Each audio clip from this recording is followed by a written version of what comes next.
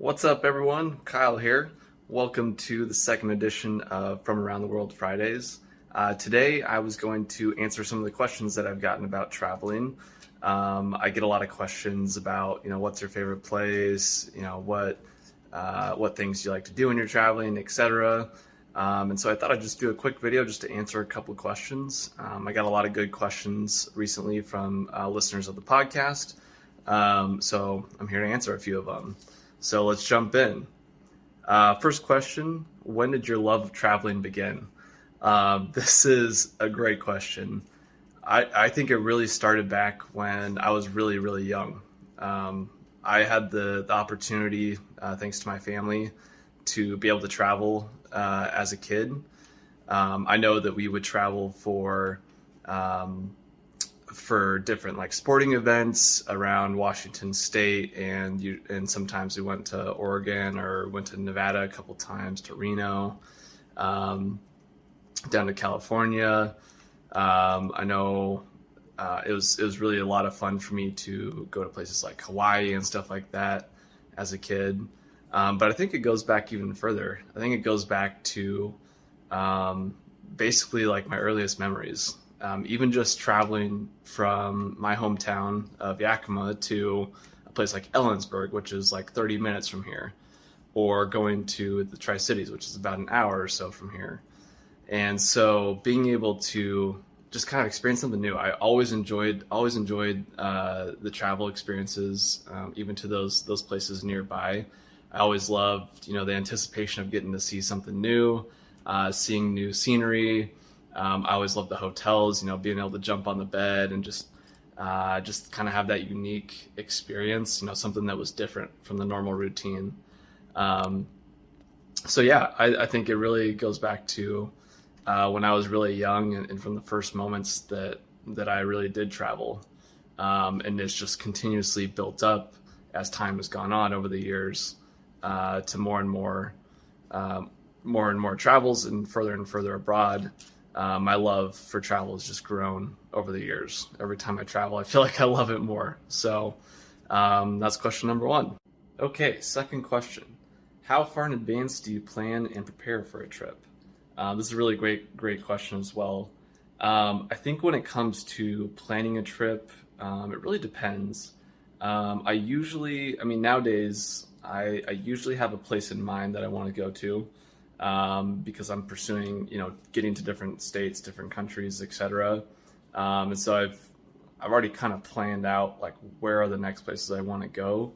And as I get closer to, like, for instance, traveling to all the different states, all 50 states, I'm starting to run out of states to go to, and so it's getting easier and easier to pick where I want to go. So that's the first step, and usually I think about that way in advance of when I actually travel. I usually have an idea, maybe even years in advance or whatever of where I want to go to. But I would say typically it's probably a couple months before the actual trip itself. I usually like to plan ahead at least a few months in advance. Maybe potentially longer if it's an international trip. I think, probably 6 months in advance for an international trip, just because that's a little bit more intensive. It's usually going to be a longer time that I'm gone, and it's going to be more costly. So I want to be better prepared for that. I'm also a huge planner, so part of the fun of traveling for me is getting to plan the trip. And so that's something that I just kind of do for fun anyways, is plan trips. But yeah, it depends. And sometimes it's a lot shorter. Sometimes it's, the day before, just kind of a last minute thing. That's not usually what I like to do. I like to have it prepared well in advance. But yeah, I would say generally a couple months to maybe 6 months. Sometimes a little bit more, sometimes a little bit less. It really just depends. And then the second part of that question, how far do you prepare? Or how far in advance do you prepare for a trip? Usually when it comes to, I think of this question in like packing or like, planning what I need for the trip. I've gotten a good system down having traveled so much now. I know for the most part what I'm going to bring or what I need to bring on the trip. But usually I would say anywhere from a week to like 4 or 5 days before the trip, I will make a list of what I need to bring on the trip, clothes and everything that I need. And then usually it's the day before, or maybe 2 days before. I'll actually pack everything and be prepared with everything that I need for the trip. But usually the day before, it works best for me. So there's question 2. All right, question 3. What is it like using different currencies? I thought this was an interesting question. It's not something that I guess I've necessarily thought about too much before. A lot of places it's really easy to use the other currency. You just exchange your money, and then a lot of places, especially developed countries, will have the prices for everything for you. I think important things to note with using other currencies. One, try not to use the currency exchanges at the airports because they have a really bad exchange rate typically. I think if you can go to an actual bank in the place that you're in, or go to an ATM, a legitimate ATM, watch out for scammers for sure. But if you go to an ATM, you're going to get a lot better exchange rate, which will make your money go farther. And then also with that, I think it's important to know what the exchange rate is, or what the currency you're using is compared to what the dollar is worth, or whatever your home currency is worth. Because sometimes in some places they'll maybe try to take advantage of you, knowing that, like, especially if you're American and you're traveling abroad, some places definitely try to take advantage of Americans because they know they have money. They know the dollar's a very strong currency, and so they'll maybe lie about the price or jack it up a lot, and so it's way overpriced for what it's actually worth in that place. So I think it's really important to know what is this actually worth in this currency, and what it's worth compared to using dollars. I think it's easy to get confused and overpay for a lot of things, honestly. But no, pretty easy using other currencies. It's always good to have cash on hand, and especially nowadays, with most places you can use a credit card anyways, so that makes it a lot easier as well. But always having cash on hand is good too, and it's fun to see the different currencies. A lot of places have really beautiful paper money and beautiful coins, a lot prettier than here in the US.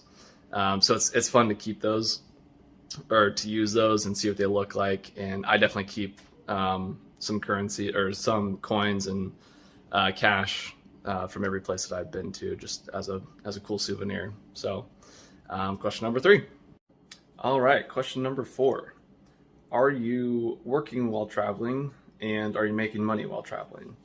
So yes, a lot of times I do work while I travel. One of the nice things about my job at the moment is that I do have the ability to work remotely, and so I definitely take advantage of that. I do like being able to work, wherever I'm at, if I need to, or if I want to. So yes, I do work while I travel, and it is a good setup for being able to do that. As for making money while traveling, this is something that I'm working on, for one. Hence, some of these videos and the podcast and everything, I think it's a tool to make money while I'm traveling for sure. Of course, the point is to, share the world with others and inspire people to travel, but making money while doing it is always nice too. And I've actually just started making money from this. I do have advertisers for the podcast, and working on a book which should come out towards the end of the year. And so that is all about travel, and it's a lot of my experiences in that book as well. So indirectly, I'm going to get paid for travels by that book or by the sales of that book. So, I think there's more to come with this. I definitely would like to make money while traveling. That's definitely a goal of mine. And there's a lot of different ways that you can do it. There's so many ways that you can do it, and maybe that's something that I can share in another one of these as well. But there's a lot of opportunities to do it if you want to, and it is possible. It's just going to take a lot of work as well. So that was question number 4. Okay, this last question number 5. I thought this was a really interesting one that I haven't really thought too much about either. Question number 5 is, what foods do you miss most when traveling? So as I was thinking about this, a lot of times I'm not really missing a lot of foods when I'm traveling.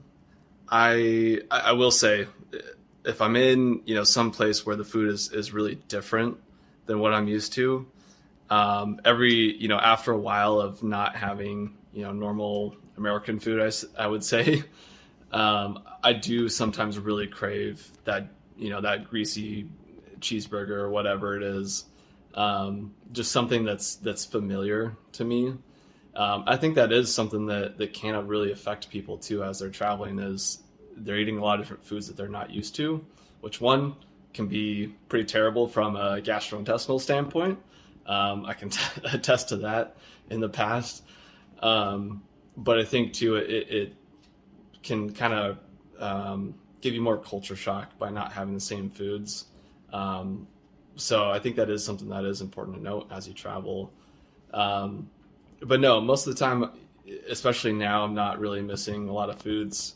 And in a lot of places too, I mean, you're still, eating chicken or beef or whatever it is. It's still a lot of the same foods, maybe just prepared differently than what I'm used to. But yes, I will say, every once in a while, you do get that craving for, something familiar. I would say more what I miss is like my normal, food routine, I would say. So not being able to, make my smoothie every day, or not being able to, eat the typical foods that I'm used to every single day in the routine that I'm used to. That can sometimes be something that I miss, because I do like having that routine of like, okay, I know I'm not wondering what I'm going to eat. I'm not, concerned about what to eat or if it's good or not or whatever. I already know my normal routine there. So hopefully that answered the question. I think that's a really interesting question, and one that can be important and something that can affect your travels. So important to note there. But a lot of places have a lot of foods that you might normally eat anyways. So that's always nice too. All right, that was question number 5. And I will do more questions. I definitely have more questions that I have gotten from listeners and viewers of this show, and I will do more of these answering questions in the future. So if you have questions and you want to send them in, let me know.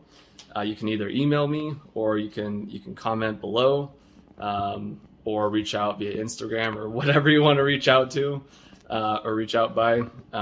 Just let me know and I'd be happy to answer. And hopefully you enjoyed, and I will see you all next week.